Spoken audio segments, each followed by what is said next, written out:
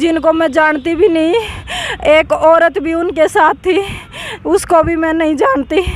उनने आते ही अचानक मुझ पर हमला बोल दिया और मेरे साथ मारपीट की।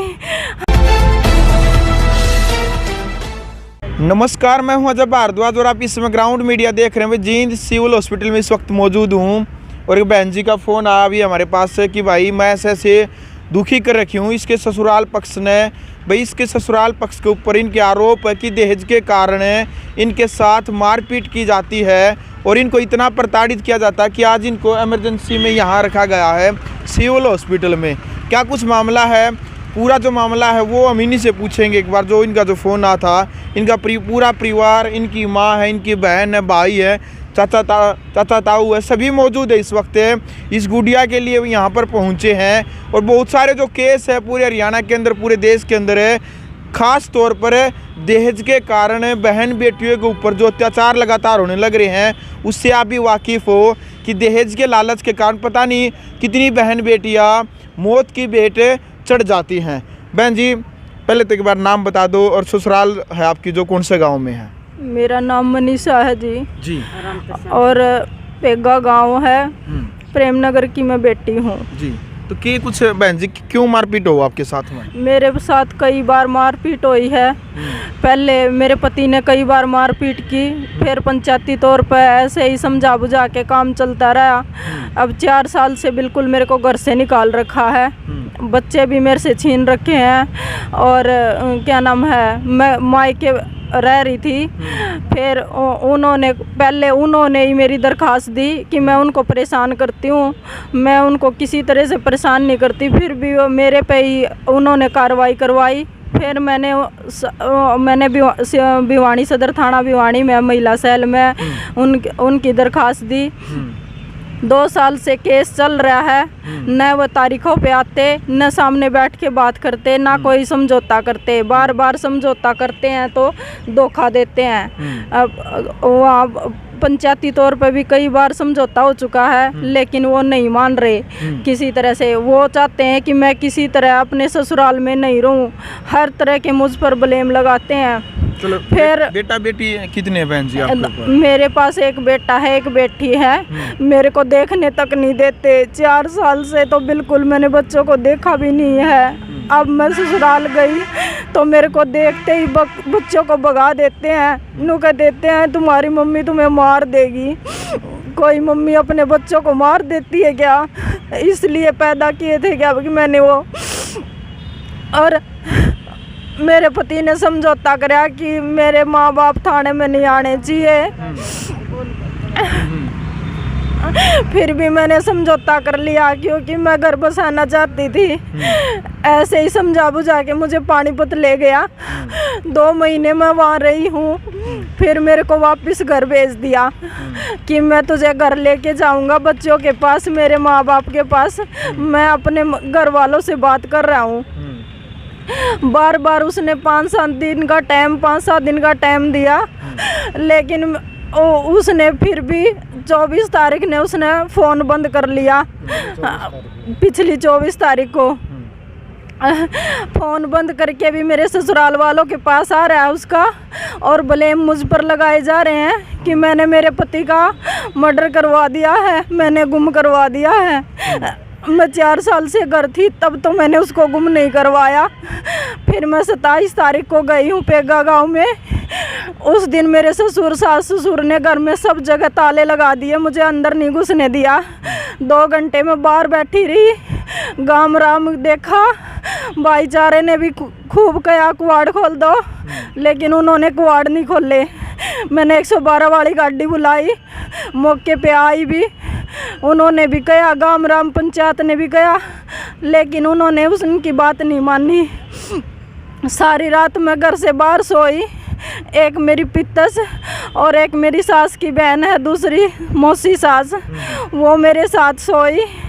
लेकिन सुबह भी 10-11 बजे तक उन्होंने गेट नहीं खोला। राम राम फिर भी इकट्ठा हुआ और उनको बताया कि कुआड़ खोल दो। मैंने ये भी बोला कि मैं किसी को परेशान नहीं करना चाहती, जैसे घर में बहू बेटी रहती है मैं वैसे रहना चाहती हूँ मेरे बच्चों के साथ, लेकिन उन्होंने मेरे को मंजूर नहीं किया। देख लो भाई, बेटी का रो रो का बुरा हाल है। और जो बेटी जो बताने लग रही है वो बताने लग रही है कि भाई 1 महीने से जो इसका पति है, ये आरोप है इनके ससुराल पक्ष के ऊपर है कि उन्होंने जानबूझकर उसको छिपा रखा है और इसी को ऊपर आरोप लगा दिया 1 महीने से कि उनके बेटे का मर्डर इसने ही कर दिया। इस प्रकार के आरोप लगाए जा रहे हैं ना परिवार पक्ष की तरफ से। और फिर मैं मेरी आपको क्या लगता है, आपके जो पति है उन्होंने छिपा रखे हैं? हाँ जी, मेरी ननद, उनका मोबाइल उनके पास है और उसमें कॉल डिटेल में मेरी ननद अन्नू का नंबर आया है कि उसने उससे बात की हुई है। और मेरे क्या नाम है वो बोले मैं 15 तारीख की मेरी तारीख थी, कोर्ट में पेशी थी है, वो तारीख पे भी नहीं आए। मैं तारीख पे गई थी 2 दिन के लिए, मैं 16 तारीख को ही वापस घर से आ गई थी। उस दिन मैं घर में गई तो उन्होंने सब सामान कुछ भी नहीं छोड़ रखा था मेरे खाने पीने का। आप घर में जा के भी देख सकते हो कि मैं यहाँ भूखी मरूं। बच्चों को छुपा देते हैं, भगा देते हैं, बोलते हैं ये तुम्हें मार देगी, और बच्चों से बार बार ऐसे ही कहलवाया जाता है। और मेरे सास ससुर ने अपनी बेटियों को चारों को बुला के और उनके घर वालों को बुला के एक पूरी बड़ी क्रूजर गाड़ी आई और अचानक मुझ पे जानलेवा हमला बोल दिया। कब की बात है जानलेवा? ये कल, ये 2:30-3 बजे के आसपास की बात है। और गांव वालों ने क्रूजर गाड़ी और बंदे भी मौके पे पकड़ाए, लेकिन कोई कार्रवाई नहीं हुई। मेरे को अलेवा थाना में ले जाया गया, 112 वाली गाड़ी लेके गई, लेकिन वहाँ पुलिस का रवैया मेरे प्रति इतना गंदा था। मेरे साथ ही मारपीट हो रही और मेरे साथ ऐसा हादसा हो रहा, फिर भी पुलिस मेरे पर ही आरोप लगा रही और ना ही मुझ कोई कार्रवाई की। उन बंदों को भी छोड़ दिया और गाड़ी को भी छोड़ दिया। मेरी ननदों के ससुर तक भी आए हुए थे। मेरी ननद अन्नू, उसका पति सुरेंद्र, उसका ससुर रामकिशन पेटवाड़ से, सतपाल पुट्ठी से, रामपाल पुट्ठी से, बास से संदीप, मेरी ननद रीनू, उसका पति माड़ी से प्रदीप, और 6-7 लोग अज्ञात लोग थे जिनको मैं जानती भी नहीं। एक औरत भी उनके साथ थी, उसको भी मैं नहीं जानती। उनने आते ही अचानक मुझ पर हमला बोल दिया और मेरे साथ मारपीट की। हाथापाई करने के बाद उन्होंने मैंने ऐसे चिल्लाया कि बचाओ बचाओ। फिर उन्होंने दूर हट के वीडियो बना ली और वही बात थाने में दिखाई उन्होंने जाके कि ये तो हमें डोंग कर रही है, इसके पास तो कोई भी नहीं है। और फिर गाम राम ने बीच में आके गाड़ी को भी पकड़ाया, लेकिन कोई पुलिस ने कोई कार्रवाई नहीं की। और मेरे को ऐसे बोला गया कि कहाँ जाएगी तू? मैंने बोला मैं पेगा गाँव जाऊंगी। और कहाँ जाऊंगी? ने बोला तेरा क्या पता है तू कहाँ जाएगी? पुलिस ऐसे रवैया मेरे साथ अपनाया है कल, और ना ही मेरी कोई कार्रवाई की। चलो भाई देख लो, एक बेटी का रो रो कर बुरा हाल है कि कुछ इसको ऊपर बीत रही है, वो तो इस परिवार ने बेरा है, इस बेटी ने बेरा है। और मेरी ननद रीनू ने मेरा फ़ोन छीन लिया और अन्नू ने मेरे कानों के भी छीन लिए। मेरे कानों दिखा दे भाई एक बार, जो कान्ना के जो बाड़े थे वो भी उतार लिए गए हैं। जो मोबाइल फोड़ा है उन्होंने लेके, और ये बाड़े मतलब इसके अंदर मेरे हाथों के बुड़के देख लो भाई, ये हाथा पे जो निशान है, जो बुड़के पर रखे हैं, यहाँ पे निशान है इबली हाथा पे, और गर्दन दबाने की मतलब कोशिश की, प्रयास किया गया है। पूरी जान से मारने की कोशिश। ससुराल पक्ष ने बुरी तरह से पीटा है।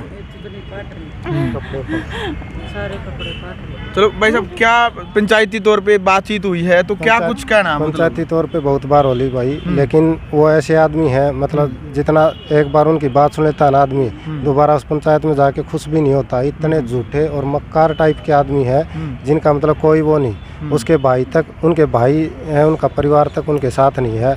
आप अगर ये लगे कि एक तरफा बात सुन के इधर कोई झूठ बोल रहा है तो आप पेगा गांव में जाके सरपंच से, उसके भाइयों से बात करके देख लो कि मतलब किसकी गलती है और किसकी नहीं। पूरा मतलब कल पूरा गांव ने बंदे और गाड़ी मौके पर जब्त करवा दिए, लेकिन फिर भी अलेवा पुलिस स्टेशन से कोई कार्रवाई नहीं हुई। इसके साथ ही मारपीट हो रही है और इसको ही अलेवा पुलिस स्टेशन में ले जाके खड़ा कर दिया जाता है। ना इसका कोई मेडिकल कराया, ना कोई वो। रात को फिर भाई ने उधर से जाके इमरजेंसी में एडमिट कराया इधर जाके, तब फिर भी कल से कोई ना कोई बयान लेने आया, ना कोई वो हुआ। इसके साथ ही मारपीट हुई, फिर भी इसके साथ ही पुलिस ने ऐसा रवैया अपनाया कि मतलब जो कोई बर्दाश्त के लायक नहीं था। अब कितने दिनों से बहन जी वहाँ पे गाँव मेरा नहीं लग रही थी? बहन जी पहले पिछली 27 तारीख से वहाँ गई। पहले क्या था, ये भाई सब खड़े, एक बार इनको दिखा दें, ये सब पंचायती तौर पे फैसलों पूरे, ये सब पंचायती तौर पे फैसले पे थे। तो लगभग 2.5-3 महीने पहले जब उसके माँ बाप के गिरफ्तार होने की बारी आई तो वो बोला ठीक है मैं फैसला कर लेता हूँ, मैं इसको ठीक ठाक रखूँगा। मैं ले जाकर वो मतलब उसने हमारे साथ मतलब गेम खेला कि ठीक है एक बार राजी कर लेता हूँ। मेरे माँ बाप बार गेम खेलते हैं, वो बार गेम खेलते हैं, बार राजीनामा कर लेते हैं। सदर थाना भिवानी में भी कोर्ट के द्वारा एफिडेविट दिए, मैंने राजीनामा कर लिया क्योंकि मैं घर बसाना चाहती थी और अपने बच्चों के साथ रहना चाहती थी। कारण के हिसाब झगड़ा का मतलब मेन कारण के लगा है आपने, क्यों बार झगड़ा कर रही हो? मेन कारण ये है कि वो मुझे रखना नहीं चाहते, कि बच्चे हो गए अब इसकी जरूरत नहीं है। वो और पति को भी बाहर रखते हैं, उसको भी घर नहीं आने देते। उसे बोलते हैं कि हमने तो बेदखल कर रखा है। जब उन्होंने बेदखल कर रखा है तो वो उनके पास क्यों आता है? उनके पास फ़ोन भी आ रहा और उनके पास बोल रहे हैं कि हमारे पास सुसाइड नोट भी आ रहा है। तो अगर वो उनसे मिलता ही नहीं तो उनके पास फ़ोन कैसे आ गया? कौन फ़ोन लेके आया है और कौन उसका सुसाइड नोट लेके आया है? इसमें मेरे ससुराल वाले, मेरी ननद, ख़ास तौर से चारों और उनके हस्बैंड सभी शामिल हैं, मेरे सास ससुर भी शामिल हैं। और मेरा ससुर गलत नीयत से परसों ऊपर भागा गया था, उसने लाइट भी काटी है। मैंने ज़ोर से चिल्लाया, फ़ोन गाड़ी कर 112 वाली गाड़ी बुलाई तो वो गाड़ी लेके फरार हो गया, बच्चे भी साथ लेके भाग गया। फिर उस दिन वो कुछ नहीं कर पाया तो कल उसने अपनी बेटियां बुलाकर अचानक मुझ पे हमला करवा दिया कि अब फिर मेरे ननदोई सुरेंद्र ने ऊपर चढ़ के रुक्का मारा कि मैं आज काटू हूँ इसको घर से, हम घर तक काटना आ रहे हैं, गाम राम में हिम्मत है तो आके दिखाओ बीच में। देख लो भाई, यानी कि जो अत्याचार जो बेटी के ऊपर जो हुआ है वो बताने लग रही है। तो बहन जी मांग के ही पुलिस प्रशासन से क्या कार्रवाई चाहो आप?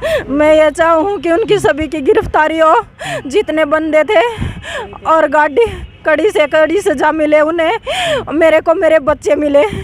मैं बार ये बच्चों की दुआई करती हूँ कि मुझे मेरे बच्चों से मिलना दिया जाए, लेकिन वो मुझे बच्चों से मिलने नहीं देते। बच्चों को मेरी ननद अन्नू बार अपने गांव पेटवाड़ ले जाती है और वहीं रखती है और वो मेरे बच्चों को मेरे पास नहीं आने देती। चलो फौजी हैं, फौजी साहब क्या कहेंगे आप, अपील क्या करेंगे लास्ट में? यही है, कल मौके वारदात पर सब कुछ पकड़ा गया, बंदे पकड़े गए, गाड़ी पकड़ी गई, फिर भी पुलिस ने कोई कार्रवाई नहीं की, तो फिर इससे ज़्यादा और क्या हुआ? शर्मनाक बात क्या होगी प्रशासन के लिए? बिल्कुल भाई देख लो, यानी कि जब मौका पे पकड़वा दे है बहन जी, फ़ोन करके पुलिस ने बुला ले है, उसके बावजूद भी अड़ेवा पुलिस के ऊपर जो आरोप लगाए जा रहे हैं, उनके ऊपर जो सवालिया निशान दागे जा रहे हैं कि भाई वो किस प्रकार से गुमराह इसी को करने लग रही है और इन्हीं को थाने में ले जाकर बिठा दिया और इन्हीं के साथ जो कह रही है, इन्हीं के साथ बदतमीजी से बात की जा रही है पुलिस प्रशासन के द्वारा। जी बहन जी। पुलिस ने मेरे साथ अच्छा रवैया नहीं किया, मेरे साथ बदतमीजी से बात की कि तू ही सही नहीं है, तेरे साथ ना बच्चे रहते, ना तेरे साथ ससुर रहते, ना पति रहता। जब वो मेरे साथ शुरू दिन से ऐसा व्यवहार कर रहे हैं तो ज़बरदस्ती मैं किसी के साथ क्या करूं। मैं तो फिर भी ऐसे बोल के गई थी कि मैं तो एक घर में बहू बेटी रहती है ना, वैसे रहना चाहूँ, मैं किसी के साथ कुछ गलत नहीं करना चाहती। लेकिन फिर भी उन्होंने मेरे साथ गलत किया, लेकिन पुलिस प्रशासन ने कुछ भी कार्रवाई नहीं की मेरे साथ, फिर भी गलत। बिल्कुल। चलो भाई, फिलहाल वीडियो देख लिया आपने, और अड़ेवा पुलिस के ऊपर, यानी कि जो अड़ेवा थाने की पुलिस प्रशासन है उसके ऊपर भी आरोप परिवार लगाने लग रहा है, खुद बेटी लगाने लग रही है रो रो करके कि उन्होंने, पुलिस प्रशासन ने भी इनके साथ गलत किया, अन्याय किया, और अभी तक सूद लेने के लिए प्रशासन यहाँ पर जींद सिविल हॉस्पिटल में नहीं पहुँचा है। कल से ही ये जो बहन जी है यहीं पर है जींद हॉस्पिटल में, लेकिन अभी तक कोई प्रशासन की तरफ से यहाँ पर नहीं पहुँचा है। और ससुराल पक्ष के ऊपर भी जो इनके आरोप है, कमेंट बॉक्स में आपने भी अपनी राय रखनी, और इस वीडियो को ज़्यादा से ज़्यादा शेयर करें ताकि सरकार तक ये वीडियो पहुँचे, प्रशासन इसके ऊपर कोई ठोस से ठोस कोई कदम उठाए, उस बेटी को न्याय मिले। अपनी राय रखिएगा, वीडियो को शेयर करें। ग्राउंड मीडिया के लिए अपने कैमरामैन गिंजार के साथ मैं जब्बार दुआज। राष्ट्र निर्माण की जानकारी के लिए ग्राउंड मीडिया चैनल को सब्सक्राइब करें और शेयर करें।